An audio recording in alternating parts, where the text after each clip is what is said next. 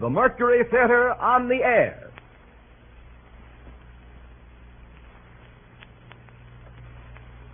The Columbia Broadcasting System takes pleasure once again in bringing you Orson Welles and the Mercury Theater on the air in the unique summer series which signalizes radio's first presentation of a complete theatrical producing company.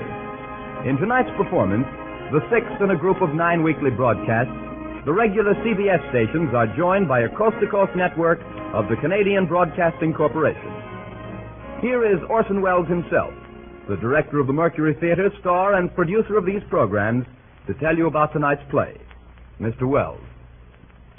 Wherever you are in the world, an hour and a half from now, there will come to you through these same radio facilities the voice of the President of the United States.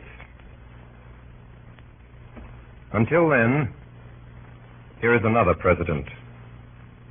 His words, at least, which on Monday, August the 15th, 1938, are still entirely alive, and his person preserved in a fine and very famous play. His words we have collected for this broadcast from many sources, from letters and speeches, debates and proclamations, and from the written record of his own private conversation. They amount to a testament of his abiding faith in this, our land of the free. Much of it you will recognize, and much of it is as new as though this microphone were in the White House tonight.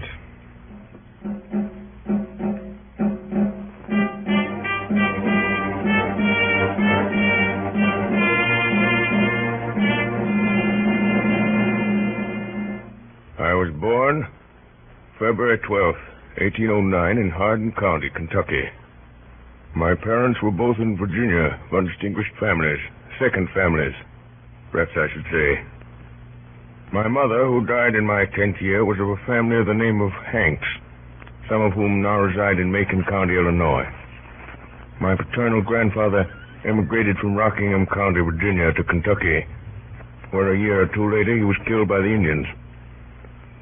When I came of age, somehow I could read, write, and cipher to the rule of 3. That was all.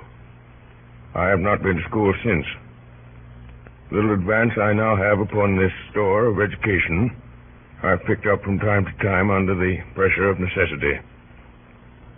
I was raised to farm work, which I continued till I was 22. 21, I came to New Salem, where I remained a year as a sort of clerk in a store. Then came the Black Hawk War, and I was elected a captain of the volunteers, a success which gave me more pleasure than any I've had since. From 1849 to 1854, I practiced law in Springfield. What I've done since then is pretty well known. If any personal description of me is thought desirable, it may be said I am in height 6 feet 4 inches, nearly and lean in flesh, weighing on an average 180 pounds, dark complexion with coarse black hair and gray eyes. No other marks or brands recollected. Yours truly, Abraham Lincoln.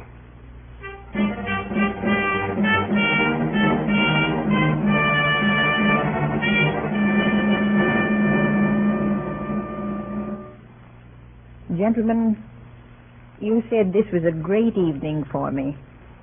It is. And I'll say more than I mostly do because it is. I'm likely to go into history now with a great man. For now I know better than any how great he is. I'm plain-looking, and I've a sharp tongue, and I've a mind that doesn't always go in his easy, high way. And that's what history will see, and it will laugh a little and say, "Poor Abe Lincoln." That's all right, but it's not all. I've always known when he should go forward and when he should hold back. I've watched and watched. There are women like that, lots of them. But I'm lucky. My work's going farther than Illinois. It's going farther than any of us can tell. I made things easy for him to think and sink when we were poor. And now his thinking has brought him to this.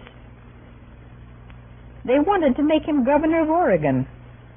And he would have gone and have come to nothing there. I stopped him. Now they're coming from Chicago, from the Republican convention there, to ask him to be president. And I've told him to go. It's a great place for a man to fill. You know, it's hard to believe. When I think of the times I've sat in this room of an evening and seen your husband come in, ma'am, with his battered hat and tie falling off the back of his head and stuffed with papers that won't go into his pockets and God-darning some rascal who done him about an assignment or a trespass, why, I can't think he's gone up there into the eyes of the world. Well, Mary. How do, Samuel? How do, Timothy? Good evening, Abraham. Good evening, Abraham. Well, we'll be going. We only came in to give you good faring, so to say. Great word you've got to speak this evening. Makes a humble body almost afraid of himself, Abraham, to know his friend is to be one of the great ones of the earth, with his yes and no law for these many, many thousands of folk. Makes a man humble to be chosen so, Samuel. So humble that no man but would say no to such bidding if he dare. To be president of this people, and trouble gathering everywhere in men's hearts. And it's a searching thing. Bitterness and scorn and wrestling often with men I shall despise, and perhaps nothing truly done at the end. But I must go. Samuel, Timothy, let's glass that cordial, Mary, before they leave. Who made that devil smudge that girl? Susan Deddington. Where's that darnation cordial? It's all right, Abraham. I told the girl to keep it out. Oh, the cupboard's choked with papers. Here you are. Poor hospitality for whiskey-drinking rascals like yourselves, but the thought's good. Oh, don't mention it, Abraham. We wish you well, Abraham. Our compliments, ma'am. Samuel, I give you the United States of America and Abraham Lincoln. Thank you. Samuel, Timothy, I drink to the hope of honest friends. Mary, the friendship. I'll need that always, for I've a queer, anxious heart. Give you the United States of America. Well, good night, Abraham. Good night, ma'am. Good night. Good night. Night, ma'am. Good night, Mr. Stone. Good night, Mr. Good night, Cutler. Samuel. Night, Timothy. Thanks for coming. You'd better see them in here. 5 minutes to 7. You're sure about it, Mary? Yes. Aren't you? We mean to set bonds to slavery. The South will resist. They may try to break away from the Union. If the Union is set aside, America will crumble. Saving of it may mean blood. Who is to shape it all if you don't? There's nobody. I know it. Then go. Go. The gentlemen have come. I'll come to them. I'll send them in. Abraham, I believe in you. I know. I know.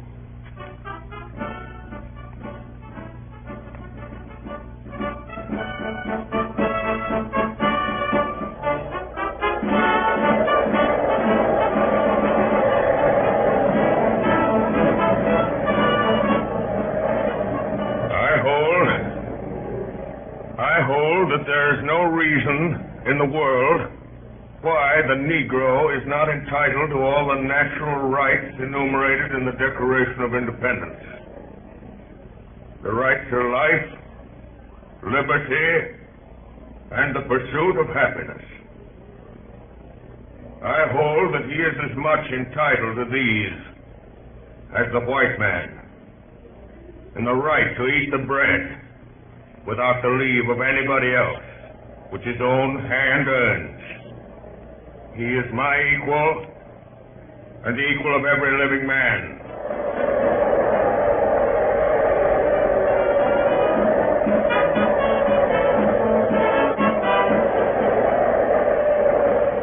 October 6, 1860. Republican Party 180 out of 303 electoral votes. 1,857,000 out of 4,645,000 popular votes. Lincoln elected president.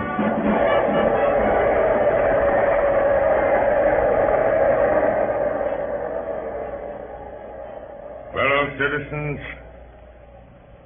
of the Senate and House of Representatives,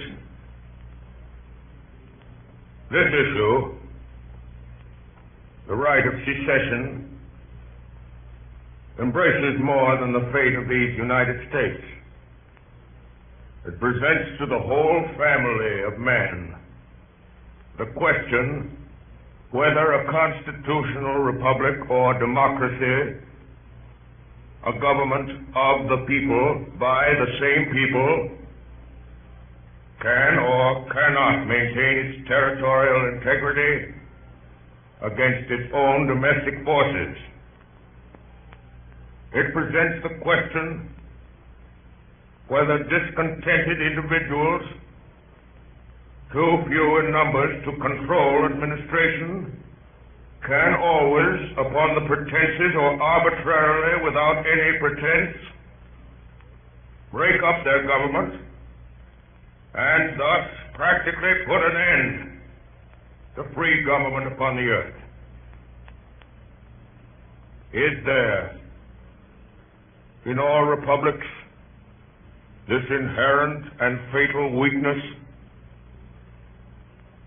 Must the government of necessity be too strong for the liberties of its own people, or too weak to maintain its own existence? The common feeling in the South, Mr. Seward, that as Secretary of State, you are the one man here at Washington to see this thing with large imagination. I say this with no disrespect to the President. But what does his experience of great affairs of state amount to beside yours, Mr. Seward? My support of the President is, of course, unquestionable, Mr. Jennings. Oh, entirely. But how can your support be more valuable than in lending him your unequaled understanding? You understand, of course, that I can say nothing officially. These are nothing but informal suggestions. But I may tell you that I am not unsympathetic. I was sure that that would be so. Yes, come in. The President is coming up the stairs, sir. Thank you. This is unfortunate. Say nothing and go at once. Here he is. Good morning, Mr. Seward. Good morning, Miss Jennings. Good morning, Mr. President. And I'm obliged to you for calling, Mr. Jennings. Good morning. Perhaps Mr. Jennings could spare me 10 minutes. Say 5 minutes. I'm anxious always for any opportunity to exchange views with our friends of the South. Much enlightenment may be gained in 5 minutes. Excuse, I beg you, Mr. Seward will allow us. By all means. Shall I leave you? Leave us, but why? I may want your support, Mr. Secretary, if we should not wholly agree. Well, Mr. Jennings, you have messages for us. Mr. Jennings, in his anxiety for peace, was merely seeking the best channel through which suggestions could be made. To whom? To the government. The head of the government is here. But, Come, sir. What is it? It's this matter of Fort Sumter, Mr. President. Yes? If you withdraw your garrison from Fort Sumter, it won't be looked upon as weakness in you. We believe that the South at heart does not want secession. It wants to establish the right to decide for itself. The South wants the stamp of national approval upon slavery. Can't have it. Mr. President, if I may say so, you don't quite understand. Does Mr. Seward understand? I believe so. You are wrong. He doesn't understand because you didn't mean him to. I don't blame you. You think you're acting for the best. You think you've got an honest case, but I'll put your case for you, and I'll put it naked. Many people in this country want abolition, many don't. But every man, whether he wants it or not, knows it may come. Why does the South propose secession? Because it knows abolition may come and it wants to avoid it. I said the other day that Fort Sumter would be held as long as we could hold it. I said it because I know exactly what it means. I see how it is. You may force freedom as much as you like, but we are to beware how we force slavery. Couldn't be put better, Mr. Jennings. That's what the union means. It is a union that stands for common right. We are not enemies, but friends. We must not be enemies.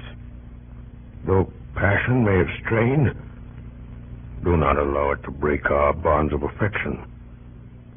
That is our answer. Tell them that. Will you tell them that? You are determined? I beg you to tell them. It shall be as you wish. Implore them to order your troops' return. You can telegraph it now from here. Will you do that? If you wish it. But it will do no good, Mr. Lincoln. They won't give way. It's a grave decision. Terribly grave. For all of us. Morning, Mr. Jennings. So this won't do. You don't suspect, Mr. I do President? not, but let us be plain. No man can say how wisely, but Providence has brought me to the leadership of this country with a task before me greater than that which rested on Washington himself. When I made my cabinet, you were the first man I chose. I do not regret it. I think I never shall. But remember, faith earns faith. What is it? Why didn't this man come to see me? He thought my word might bear more weight with you than his. Your word for what? Discretion about Fort Sumter. Discretion? It's devastating, this thought of civil war. It is. You think I'm less sensible of that than you. War should be impossible. But you can only make it impossible by destroying its causes. If we withdraw from Fort Sumter, we do nothing to destroy that cause. We can only destroy it by convincing the southern states that secession is a betrayal of their trust. Please, God, we may do so. Has there perhaps been some timidity in making all this clear to the country? Timidity? You were talking of discretion. I mean that perhaps our policy has not been sufficiently defined. And have you not concurred in all our decisions? Seward, you may think I'm simple, but I can see your mind working as plainly as you might see the innards of a clock. You can bring great gifts to this government with your zeal and your administrative experience and your love of men. Don't spoil it by thinking I've got a dull brain. Yes, I see. I've not been thinking quite clearly about it all. Mr. President, I beg your pardon. That's brave of you. Give me your hand. Come in. There's a messenger from Major Anderson, sir. He's ridden straight from Fort Sumter. All right, Hay, bring him in. Yes, sir. Don't like the sound of it. One moment, Hay. Yes? Are there any gentlemen of the cabinet in the house? Mr. Chase and Mr. Blair, I believe. My compliments to them, and will they be prepared to see me here at once if necessary? Send the same message to any other cabinet members you can find. Yes. Seward, we may have to decide now. Now, come in. Are you the messenger from Fort Sumter? Yes, sir. Word of mouth, sir. Well? Major Anderson presents his duty to the government. He can hold the fort 3 days more without provisions and reinforcements. Things very bad at the fort. The major says 3 days, sir. Most of us would have said 24 hours. I see. Thank you. Wait outside, please. Yes, sir. 3 days, Seward, 3 days. My God. My God, Seward, we need great courage, great faith. There is a tide in the affairs of men. Did you read Shakespeare, Seward? Shakespeare? No. The cabinet is here, sir. Mr. Chase, Mr. Hook, and Mr. Wells. Show them in. Yes, sir. Good day, Mr. President. Good morning, Mr. Wells, Mr. Hook. Good morning, gentlemen. Good morning, Mr. President.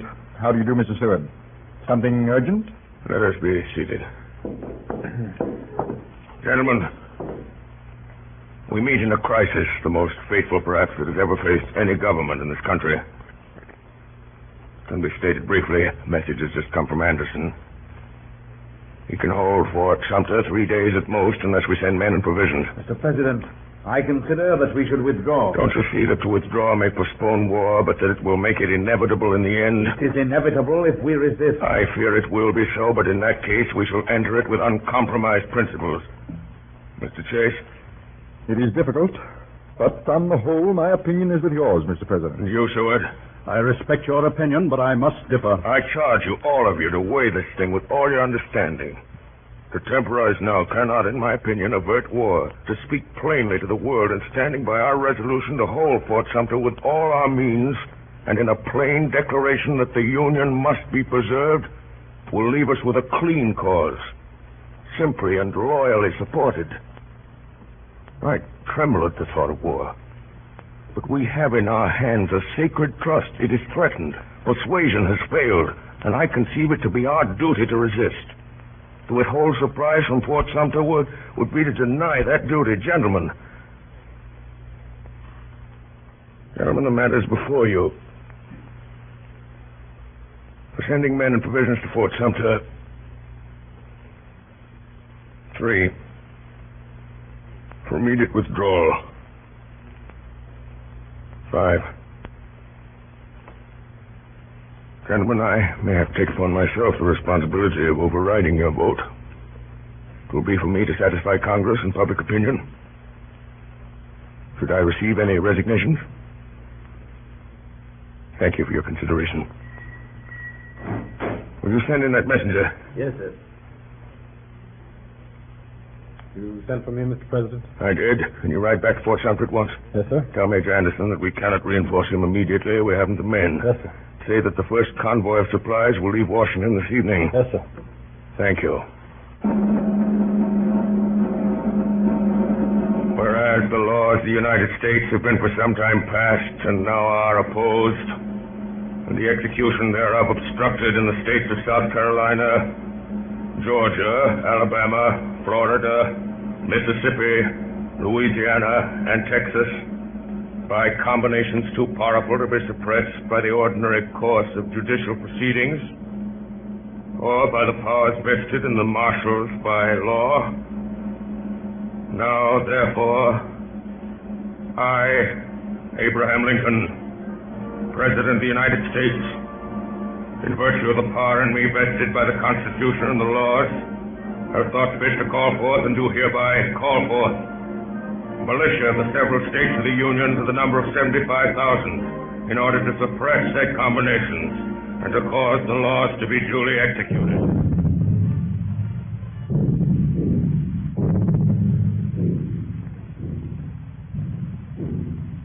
You are listening to Orson Welles as Abraham Lincoln in Columbia's presentation of the Mercury Theater on the Air. The broadcast is an adaptation of John Drinkwater's Abraham Lincoln with original Lincoln speeches. The drama will continue in just a moment. This is the Columbia Broadcasting System.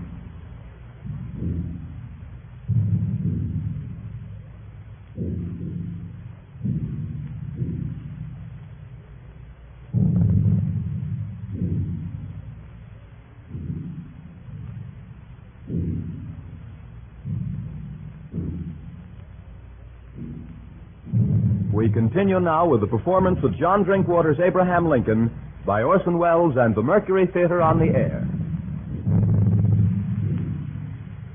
Fellow citizens of the Senate and the House of Representatives, the war continues, and it continues to develop. That the insurrection is largely, if not exclusively, a war upon the first principle of popular government, the rights of the people. It is not needed nor fitting here that a general argument should be made in favor of popular institutions, but there is one point to which I ask a brief attention. It is assumed that labor is available only in connection with capital, that nobody labors unless somebody else owning capital somehow by the use of it induces him to labor.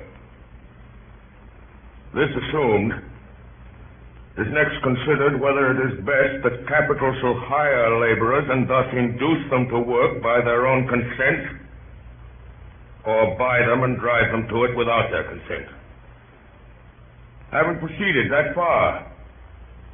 It is naturally concluded that all laborers are either hired laborers or what we call slaves. And further, it is assumed that whoever is once a hired laborer is fixed in that condition for life. Now, there is no such relation between capital and labor as assumed. Nor is there any such thing as a free man being fixed for life in the condition of a hired laborer. Both these assumptions are false, and all inferences from them are groundless. Labor is prior to and independent of capital. Capital is only the fruit of labor, and could never have existed if labor had not first existed. No men living are more worthy to be trusted than these who toil up from poverty. Let them beware of surrendering a political power which they already possess, and which, if surrendered, will surely be used to close the door of advancement against such as they, and to fix new disabilities and burdens upon them, till all of liberty shall be lost. Good morning, gentlemen. I've just had my summons. Is there some special news? Yes, McClellan has defeated Lee at Antietam. It's our greatest success. They ought not to recover from it. The tide is turning. Have you seen the president, Mrs. Stanton? I've just been with him. Well, what does he say? He only said at last. He's coming directly. He'll bring up his proclamation again. In my opinion, it's inopportune. I thought we had learned by now that the president is the best man among us. There's a good deal of feeling against him everywhere, I find. He is the one man with character enough for this business. There are other opinions. Yes, but not here, surely, Mr. Hook. It's not for me to say, but there are some who would have acted differently. And you may depend upon it that they would not have acted so wisely, Mr. Hook. I don't altogether agree with the president, but he's the only man I should agree with at all. Is Lee's army broken? Not yet, but it is in grave danger. Why doesn't the president come? I think this news was nothing. I must say I'm anxious to know what he has to say about it all. I shall oppose it if it comes up. He may say nothing about it. I think he will. Gentlemen, the president. Morning, gentlemen. Good morning, Mr. President. Good morning. Great news we hear. If we leave things with the army now to take that course, why, we ought to see through our difficulties. An exciting morning, gentlemen. I feel rather excited myself. I find my mind not at its best in excitement. Will you allow me to read you something? It's not long, and it may compose us all. It is Artemus Ward's latest. High-handed outrage at Utica. In the fall of 1856, I showed my show in Utica, a truly great city in the state of New York. People gave me a cordial reception. The press was loud in her praises. One day I was given a description of my beasts and snakes in my usual flowery style, when what was my consternation, and so in my cage containing my wax figures of the Lord's Last Supper, I says, but up comes a fella and seized Judas Iscariot by the feet and dragged him out on the ground. He then commenced for to pound him as hard as he could. What under the sun are you about? Cried I. Says he, what did you bring this pusillanimous cuss here for? And he hit the wax figure another tremendous blow on the head. Says I, you egregious ass, that is a wax figure, representation of the false apostle. Says he, that's all very well for you to say, but I tell you, old man, that Judas Iscariot can't show himself in Utica with importunity by a downside, with which observation he caved in Judas's head. Young man belonged to one of the first families in Utica. I sued him, and the jury brought in a verdict of arson in the third degree. Gentlemen, I'd give up office if I could write like that. May we now consider affairs of state? Yes, we may. Mr. Hook says, yes, we may. Thank you. Oh, no, thank Mr. Hook. McClellan is in pursuit of Lee, I suppose. You suppose a good deal, but for the first time, McClellan has the chance of being in pursuit of Lee, and that's the first sign of their end. If McClellan doesn't take his chance, we'll move Grant down to the job. Grant drinks.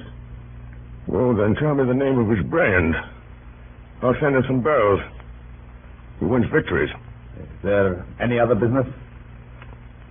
There is. Some weeks ago, I showed you a draft I made, proclaiming freedom for all slaves. You thought then it was not the time to issue it. I agreed. I think now the moment has come. I will read it. Here it is again.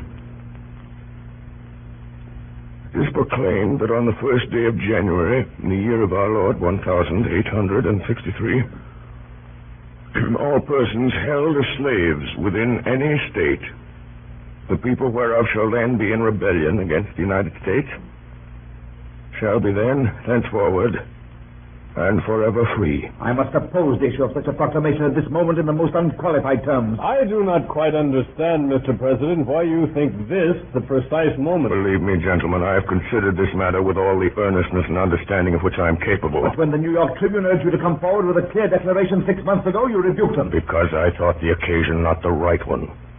My duty, it has seemed to me, has been to be loyal to a principle and not to betray it by expressing in action at the wrong time. That is why I conceive statesmanship. For long now, I've had two fixed resolves: to preserve the Union and to abolish slavery. How to preserve the Union, I was always clear. And more than 2 years of bitterness have not dulled my vision. We have fought for the Union, and we are now winning for the Union. With that victory and a vindicated Union will come abolition. I made the promise to myself and to my Maker. The rebel army is now driven out, and I'm going to fulfill that promise. I do not wish your advice about the main matter, but that I've determined for myself. This is, I say, without intending anything but respect for any one of you. But I beg you to stand with me in this thing. Well, in my opinion, it's altogether too impetuous. One other observation I will make. I know very well that others might in this matter, as in others, do better than I can. And if I was satisfied that the public confidence was more fully possessed by any one of them than by me, and knew of any constitutional way in which he could be put in my place, he should have it. I would gladly yield it to him. But though I cannot claim undivided confidence, I do know that all things considered, any other person has more. This I do not know, and moreover this may be, there is no way in which I can have any other man put where I am. I am here. I must do the best I can and bear the responsibility of taking the course which I feel I ought to take. Could this be left over for a short time for consideration? I feel that we should remember that our only public cause at the moment is the preservation of the Union. I entirely agree with Wells. Gentlemen, we cannot escape history. We of this administration will be remembered in spite of ourselves. In giving freedom to the slave, we assure freedom to the free. We shall nobly save or meanly lose the last best hope on earth. I shall sign this proclamation now. Excuse me, gentlemen. For we, thenceforward and forever, free. Gentlemen, I pray for your support. Good day. Good day, sir.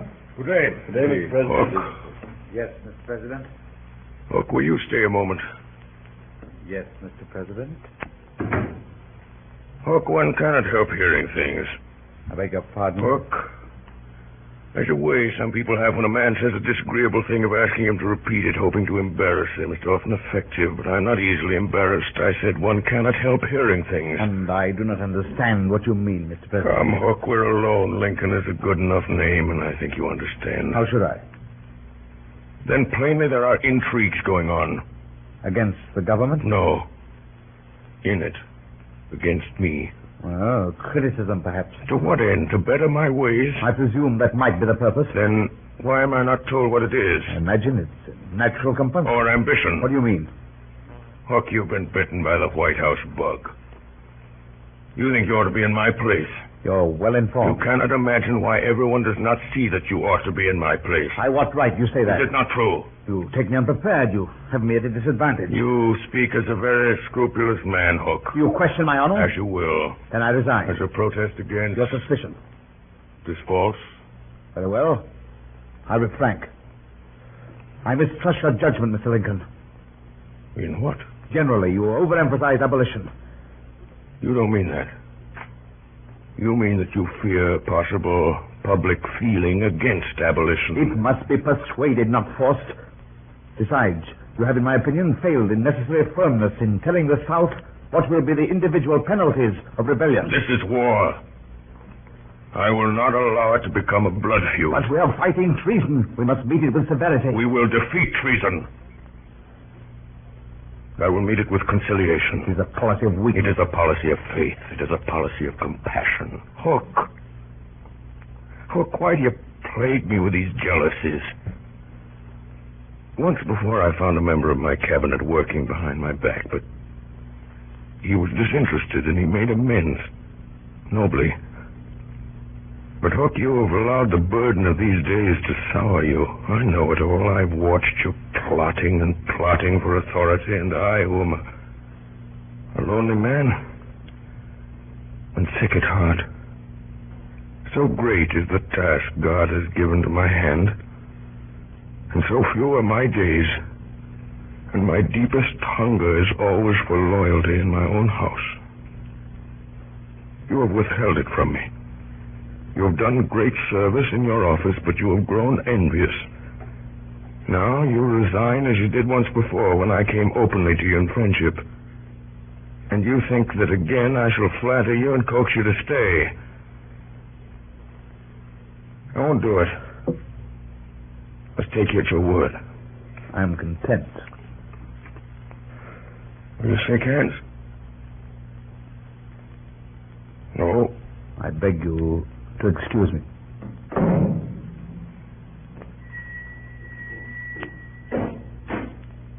Yes, Mr. President? Mr. Hay. Yes, sir? Mr. Hay, I'm rather tired today. Read to me a little. I certainly, sir. The Tempest. You know the passage. Our revels now are ended. These, our actors, as I foretold you, were all spirits, and are melted into air, into thin air. And like the baseless fabric of this vision, the cloud-capped towers, the gorgeous palaces, the solemn temples, the great globe itself, yea, all which it inherit, shall dissolve, and like this insubstantial pageant faded, leave not a rack behind. We are such stuff as dreams are made on, and our little life is rounded with a sleep. We are such stuff as dreams are made on, and our little life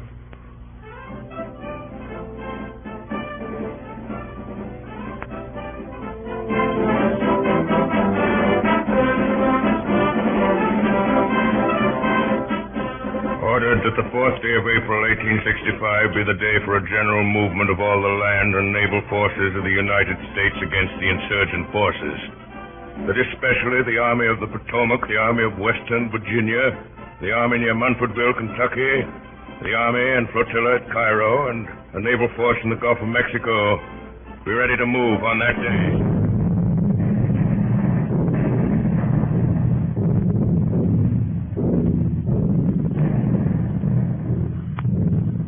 General Grant. Yes, Dennis? 7:30, sir. An hour and a half. Ought to be something more from Meade by now, Dennis. Yes, sir. Have you wired the president? Yes, sir. Take these papers to Captain Templeman. Ask Colonel West if the 23rd are in action yet.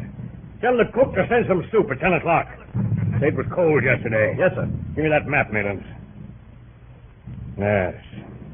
There's no doubt about it. Unless Meade goes to sleep, it can only be a question of hours. Lee's a great man, but he can't get out of that. It's already the end, sir. Yes, if Lee surrenders, we can all pack up for home. My God, sir, it'll be splendid, won't it, to be back again? By God, sir, it will. Beg your pardon, sir. You're quite right, Maylands. My boy goes away to school next week. Now I may be able to go down with him, see him settle. Well, Dennis? Colonel West says yes, sir, for the last half hour. The cook says he's sorry, sir. It was a mistake. Tell him to keep his mistakes in the kitchen. I will, sir. His rifles went up this afternoon. Yes, sir. What's that? General Grant. What is it? The president has just arrived, sir. He's in the yard now. Oh, all right, I'll come.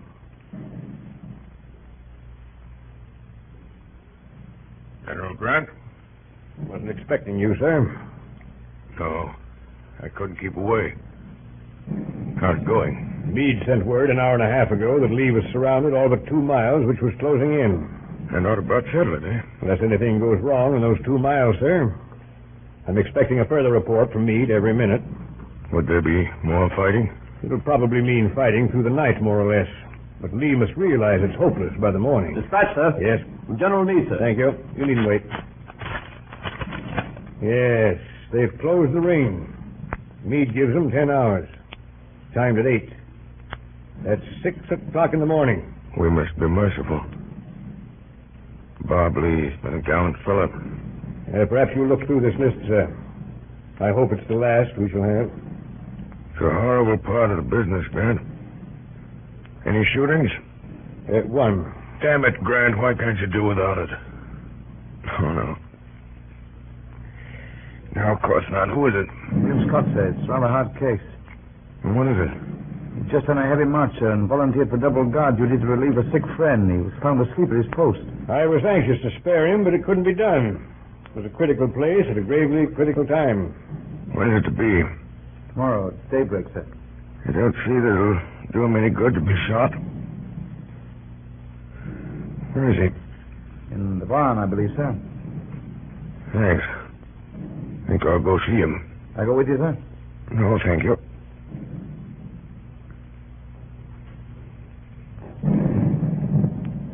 Oh, who goes there?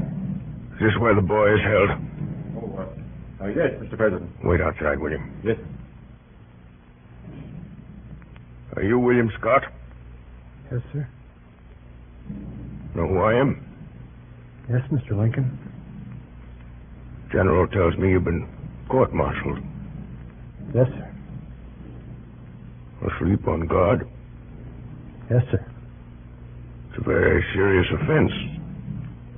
I know, sir. What was it? I couldn't keep awake, sir. It had a long march. 23 miles, sir. Doing double guard? Yes, sir. Who ordered you? Well, sir, I offered. Why? Enoch White. He was sick, sir. We come from the same place. Where's that? Vermont, sir. You live there? Yes, sir. We've got a farm down there, sir. Who has? My mother, sir. I've got her photograph, sir. Does she know about this? Oh, for God's sake, don't, sir. There. There, my boy. There. You're not going to be shot. Not going to be shot, sir? No. Not going to be shot? There. I believe you when you tell me you couldn't keep awake. I'm going to trust you. Send you back to your regiment. When may I go back, sir? You can go back tomorrow. Expect the fighting to be over, though. Is it over yet, sir? Not quite. Oh, please, sir. Let me go back tonight. Let me go back tonight. Very well. Know where General Meade is? No, sir. It's that guard to come here. Your prisoner is discharged. Take him once to General Meade with this. Yes, sir. Thank you, Mr. Lincoln. Mr. Hay. Yes, sir? What's the time, Mr. Hay? Just on 9:30, sir. So sleep here for a little. You'd better shake down, too. They'll wake us if there's any news.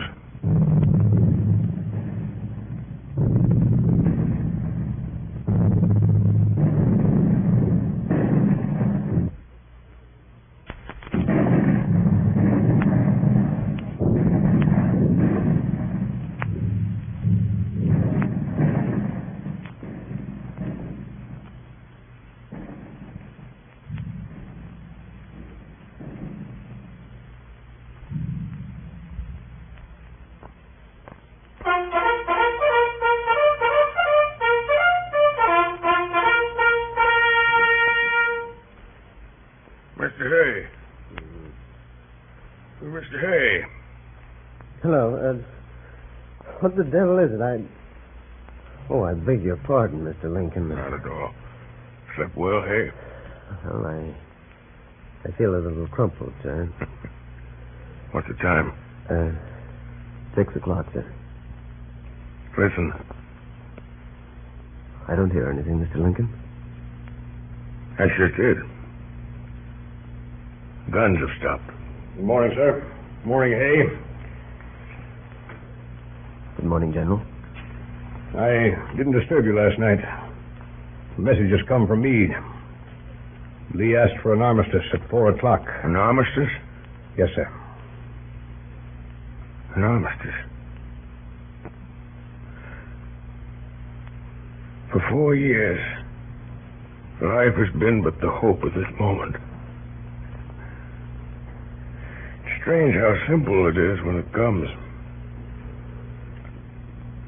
Grant, you served the country very truly. Made my work possible, thank you. Had I failed, the fault would not have been yours, sir. I succeeded because you believed in me. Where is Lee? He's coming here. Meade should arrive directly. Where will Lee wait? There's a room ready for him. Will you receive him, sir? Oh, no, Grant. No, that's your affair. You're to mention no political matters.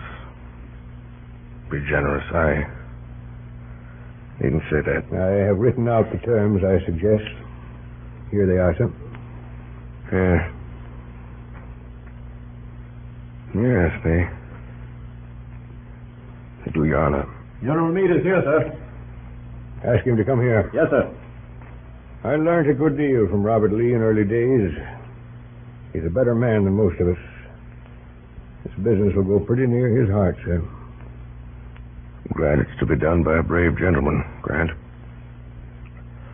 Congratulations, Meade. You've done well. Thank you, sir.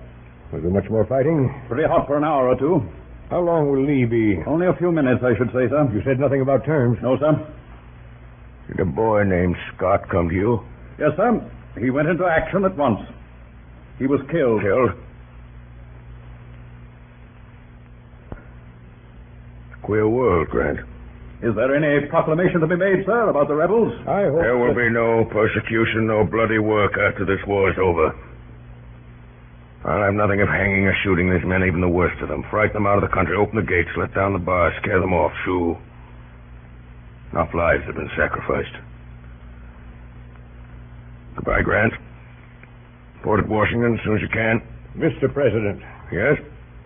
is it known that you return to Washington tomorrow? I think so. Mr. President, I think you take too many risks. On the way here yesterday, you must have passed half a dozen places where a well-directed bullet might have taken you off. Assassination of public officers, not an American crime. Goodbye, gentlemen. Come along, hey? Goodbye, Mr. President. Who is with Lee? Only one of his staff, sir. Dennis, let us know directly General Lee comes. Yes, sir. Well, Meade, it's been a big job. Yes, sir. We've had courage and determination. We've had wits to beat a great soldier. I'd say that to any man. But it's Abraham Lincoln, Meade, who has kept us a great cause clean to fight for. It does a man's heart good to know he's given victory to such a man to handle. Have a drink, Meade? No?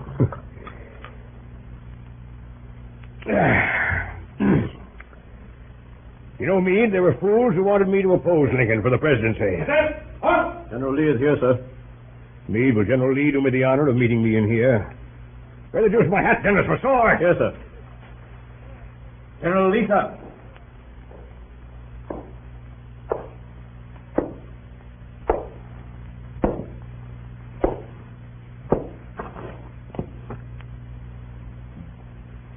Sir, you have given me occasion to be proud of my opponent. I have not spared my strength. I acknowledge its defeat. You have come, General Lee, To ask upon what terms you will accept surrender. Yes. They are simple. I hope you will not find them ungenerous. Here they are.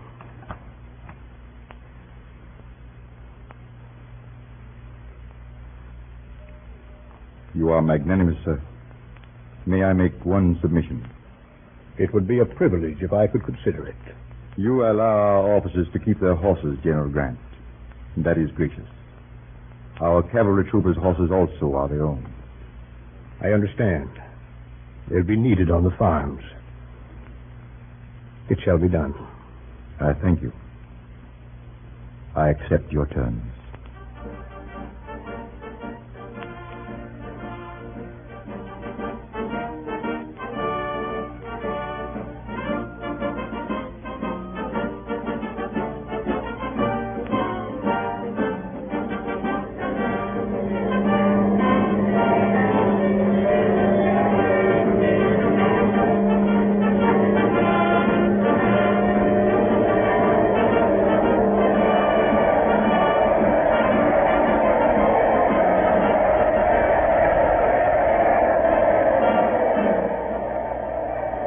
My friends, I am touched,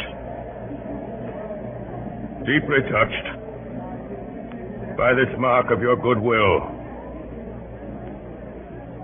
After 4 dark and difficult years, we have achieved the great purpose for which we set out. I have but little to say at this moment. I claim not to have controlled events, but confess plainly that events have controlled me. But as events have come before me, I have seen them always with one faith. We have preserved the American Union. We have abolished a great wrong. The task of reconciliation, of setting order where there is now confusion, of bringing about a settlement at once just and merciful, and of directing the life of a reunited country into prosperous channels of goodwill and generosity, will demand all our wisdom, all our loyalty. It is the proudest hope of my life that I may be of some service in this work. With malice toward none, with charity for all, with firmness in the right, as God gives us to see the right, let us strive on to finish the work we are in, to bind up the nation's wounds, to care for him who shall have borne the battle, and for his widow and his orphan, to do all which may achieve and cherish a just and lasting peace among ourselves and with all nations.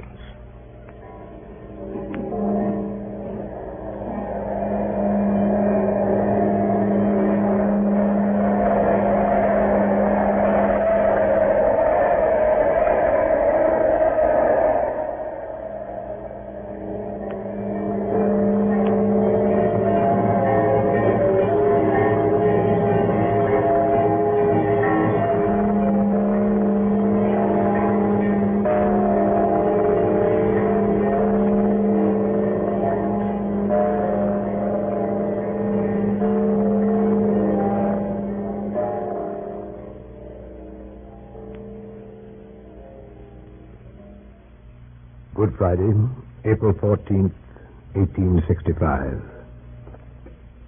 In the morning, there was a cabinet meeting at the White House. Lincoln was in a happy mood.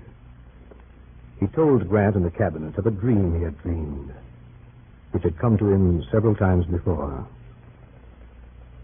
In this dream, whenever it came, he was sailing in a ship of a peculiar build, indescribable but always the same, and being borne on it with great speed toward a dark and undefined shore.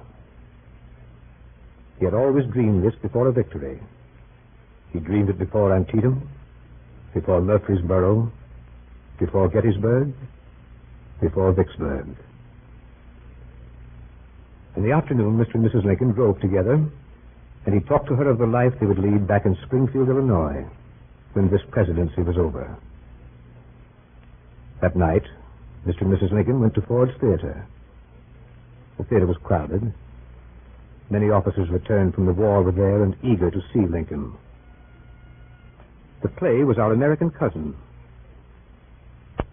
A little after 8 o'clock, Mrs. Abraham Lincoln entered the official box with her husband and their guests following.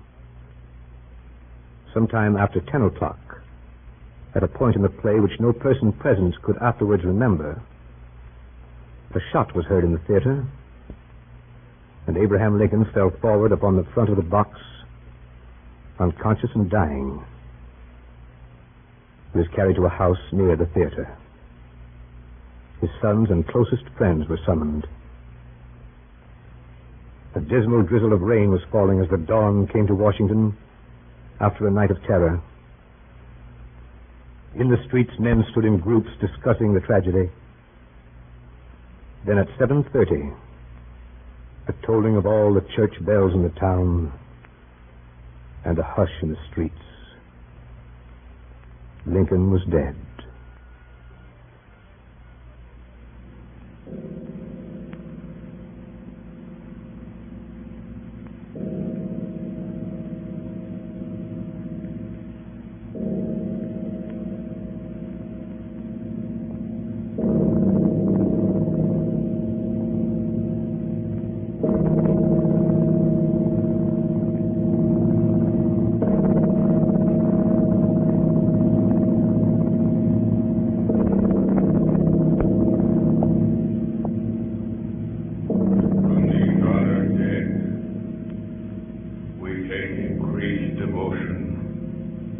That cause for which they gave the last full measure of devotion, that we here highly resolve that these dead shall not have died in vain,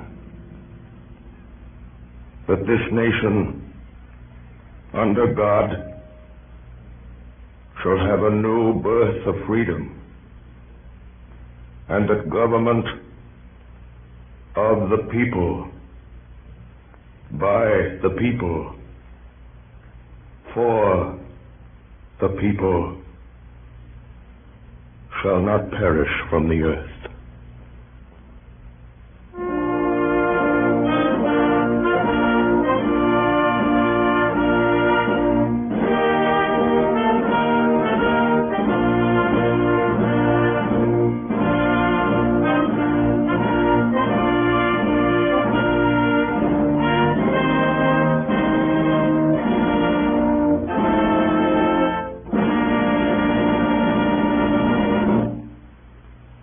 Tonight, the Columbia Broadcasting System, through its affiliated stations coast to coast, and the network of the Canadian Broadcasting Corporation, has brought you a production of Abraham Lincoln by Orson Welles and the Mercury Theater on the Air. The famous play by John Drinkwater was supplemented by many of Lincoln's speeches, excerpts from his debates, proclamations, letters, and accounts of his own private conversations. In the cast this evening were Ray Collins as General Grant, Ed Jerome as General Lee, George Coulouris as Hook, Joseph Holland as Seward, Carl Frank as Scott, Carl Swenson as Hay, William Allen as Dennis, Agnes Moorehead as Mrs. Lincoln, and Orson Welles as Abraham Lincoln. Bernard Herrmann conducted. Dan Seymour speaking. Davidson Taylor supervised for the Columbia Network.